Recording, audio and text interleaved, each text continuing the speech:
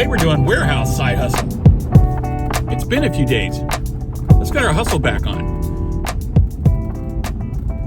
First stop of the day. Bulk store. Discount warehouse store. They're my favorite ones. It's easy to get around, nice wide aisles, and I know the inside of them pretty well. I'm guessing, because I can't see what it is, I can see the weight, that this is cases of water. Because it's much easier to have them delivered than pick them up. This road's always hard to get across. There's a center turn lane, and you got to be really careful on highways like this because not a lot of people use them correctly. So if somebody was merging into traffic going this direction like I am, and they're pulling out from the left, so they're supposed to wait for an opening in traffic that's approaching them on the opposite side, get into the center turn lane, put on your turn signal to merge into this side. Kind of like getting onto a highway, but from the other side. And then get up to speed and merge in correctly. A lot of times people just shoot right across in front of the traffic that's already in these two lanes without waiting for their opportunity, thus making a hazard. So side hustle's been a little slow these last couple of weeks since the holidays. People cut back a little bit, not spending any money, well, less than they were. So everything slowed down a bit. Took advantage of the time to do things around the house. I went down the rabbit hole on YouTube a couple of days ago. Looking for ways to make larger engines more fuel efficient.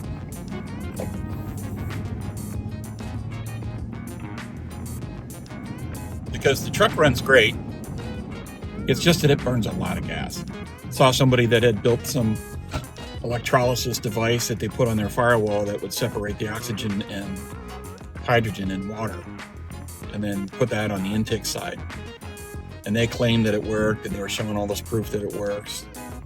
But there were hundreds and hundreds of people in the comments debunking the whole thing. Plus, unless it was a sealed system, I'm not sure that I would want explosive gas in my engine compartment. It seems a bit sketchy. And if you have a warranty on your vehicle, I don't think that they would honor your warranty if you did something like that. That's interesting. If I had an old clunker to play around with to try it on, I might.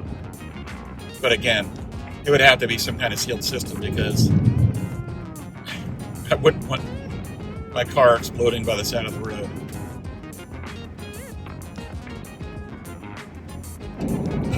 I forget if I mentioned this. We've been trying to save money on coffee, and so I know that I've mentioned that I got instant coffee.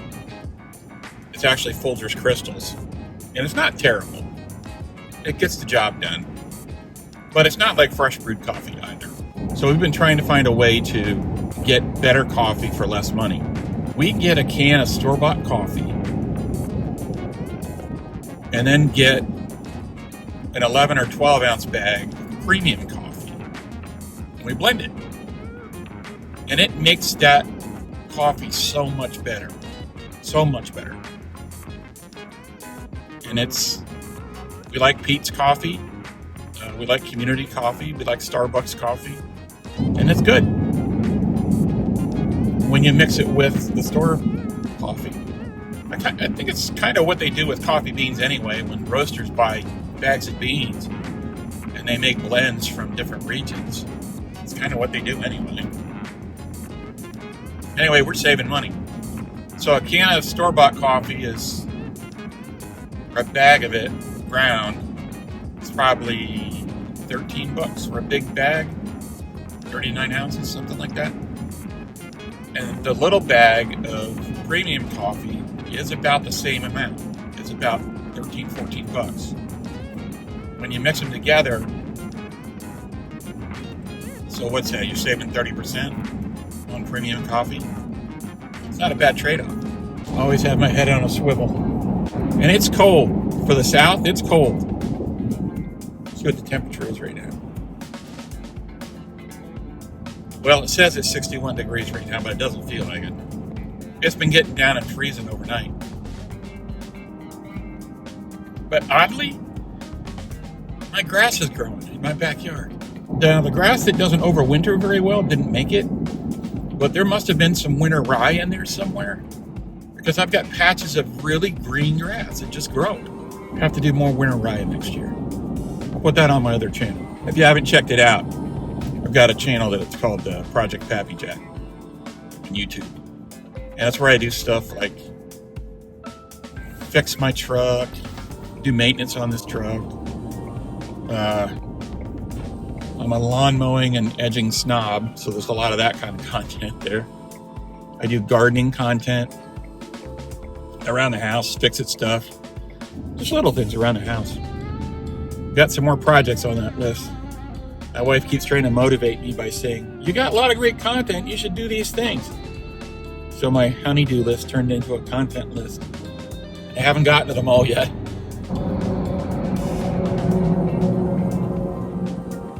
Somebody's got a little car with a garbage can exhaust up there. The ones that like to make noise in traffic. There it is.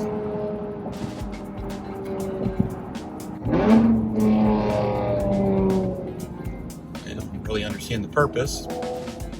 Good for him.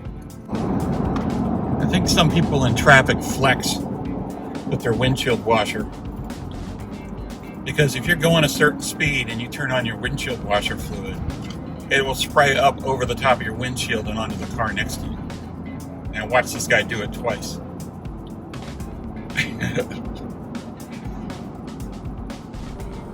There was a couple more of those little hot rod cars racing up in the middle lane here next to him. And I got up next to him, he hit his windshield wipers. Washer fluid sprayed over on him.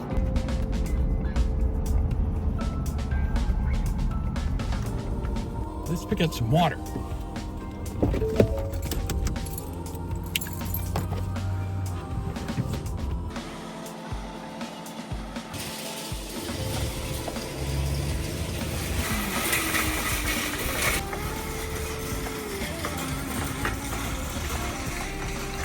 Never-ending parking lot.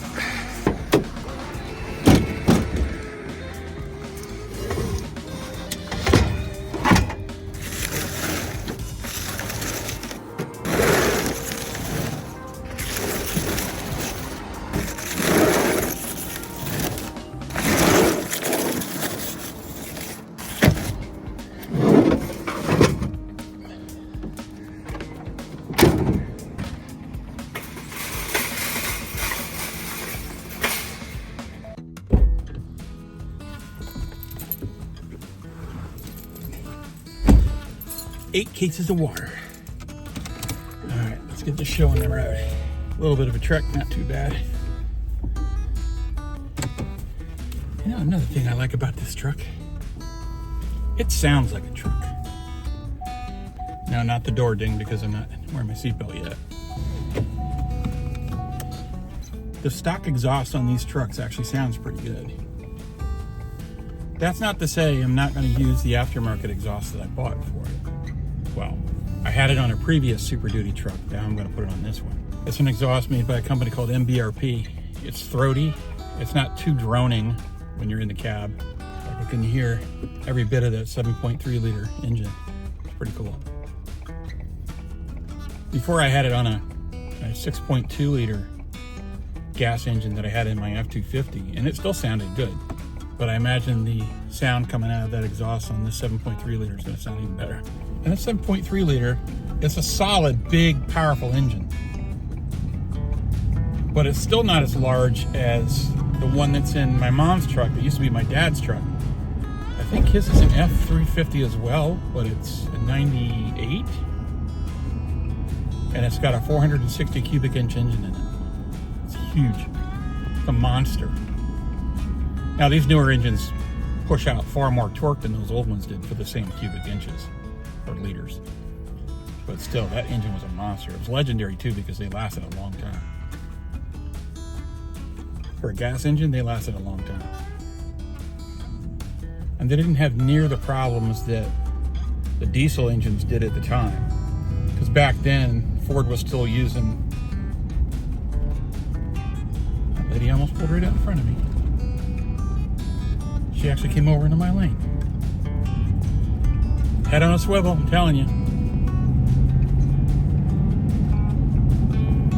It's a 3-lane left turn lane, and she swept really wide into my lane as we came around. Just about hit me. The 6.7 turbo diesel that Ford makes now that they put in these trucks, that is an awesome engine. It really is. It's just that for the expense, because the engine, just getting that option alone in the Ford, if you're somebody who tows all the time, or you're hauling something that's very heavy a lot, it's worth it because of the power. There's nothing that matches the torque of that engine. There's nothing that matches the torque of that in a retail available pickup truck. And then they have the high output version too. I mean, it's over 1,000 foot-pounds of torque. That's incredible. But for somebody like me, I do tow things occasionally, and I do fill up my truck bed occasionally. I don't need that. It's about $11,500 more just for that option, for that engine. Plus, you have to use DEF fluid, diesel exhaust fluid. That's mandatory for use in diesel vehicles, passenger vehicles. So you got to add that cost on too. So not only does diesel cost more per gallon, but then not only does diesel cost more per gallon, but then you have to factor in the cost of your DEF too. And maintenance on those vehicles, oil changes at a dealership or garage are going to cost you about 35% more, and maybe as much as 50% more in that vehicle than it does in a standard gas engine vehicle, for two reasons. One, the oil capacity is a lot higher. Two, I have no idea why two. It just does. It just costs more, I think, because they figure, well, it's a diesel, we got to charge more, make you feel better about your purchase. I don't know. If you got a diesel mechanic out there watching this, tell me why it costs more to have a diesel oil change. And I'm not talking about fuel filter changes and stuff like that go along with that sometimes. Just the oil change. I've got a video on my other channel of me changing the oil in this vehicle. And it wasn't terrible. I made a mess like I always do. But it's just 8 quarts of 5W30 and a new oil filter. I put a new air filter on at the time as well. Then I made the mistake of buying at the dealership, which costs $70. It's a piece of paper with a rubber square around it. $70. I won't do that again. I'm just going to buy them online. That's why people buy things online. Because why? Why is a piece of paper $70? It's maybe $30 tops. Now, I'll give them credit for the engineering that goes into making one of those things, but they're pretty common. And I always get full synthetic oil. A couple of things I got on this truck that are probably completely unnecessary, but I think they're cool. One, I got a block heater, so I can just plug it in and heat up my block. Do I need it here? No. But it's fun to have. Because I could say, well, you know, if I ever get up north for some reason and I get stuck out in the wilderness where I can plug my truck in, I'll do that. The other thing that I probably won't use, it's there if I need it, is I got a winch. It's a Warn winch, and it's built into the front bumper. It's built for this truck. And it's rated to 10,000 pounds, which is a cool thing, because if you would have to pull something out of the road or pull yourself out of a ditch or something, this winch would come in handy. So I've got straps for it and a couple of hooks that I bought. I need a couple of snatch blocks, though. I don't have any of those, in case I have to go around a tree in a different direction. And if you don't know what a snatch block is, I'll put a picture of it here. It's a funny name, I know.